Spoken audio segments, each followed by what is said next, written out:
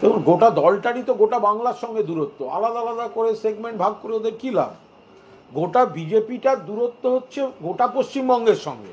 এরা বাংলার শত্রু, এরা বাংলার অধিকারের টাকা পেতে দেয় না, এরা বাংলার গরিব মানুষকে 100 দিনের টাকা পেতে দেয় না, এরা আবাসের টাকা পেতে দেয় না, এরা বাংলা থেকে ট্যাক্স তুলে নিয়ে যায়, কিন্তু তার ভাগটা যেটা নিয়ম মতো বাংলায় আসা উচিত, বাংলার প্রাপ্য, সেটা বাংলাকে দেয় না। তো সুতরাং যে দলটার সঙ্গে বাংলার সম্পর্ক নেই, তো সেখানে শুধু এই বিধায়কের এর সম্পর্ক নেই, ওর সঙ্গে সম্পর্ক নেই, এগুলো ভাবা ভুল। একটাই লাইন, বিজেপির সঙ্গে বাংলার সম্পর্ক নেই। দেখুন, বিজেপির হচ্ছে নাচতে না জানলে উঠোন বাঁকা। 21 সালে বড় বড় কথা বলেছিল, দিল্লির নেতারা ডেলি প্যাসেঞ্জারি করেছিলেন, বড় বড় কথা বলেছিল, হেরেছে।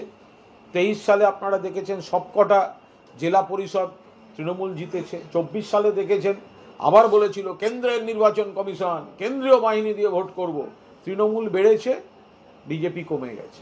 তো সুতরাং এরা নাচতে না জানলে উঠোন বাঁকা। নিজেরা যখন দিল্লি থেকে যখন চাপ দেয়, যখন দিল্লি থেকে গাল খেয়ে আসে যে অপদার্থ সদস্যপদ করতে পারো না, তখন এই নাটক করতে আস্তায় নামে। আচ্ছা, বিজেপির আবার যুব, বিজেপির আবার শাখা, এরপর তো আপনারা গরুর গাড়ির হেডলাইট খুঁজে বেড়াবেন রাত্রেবেলা।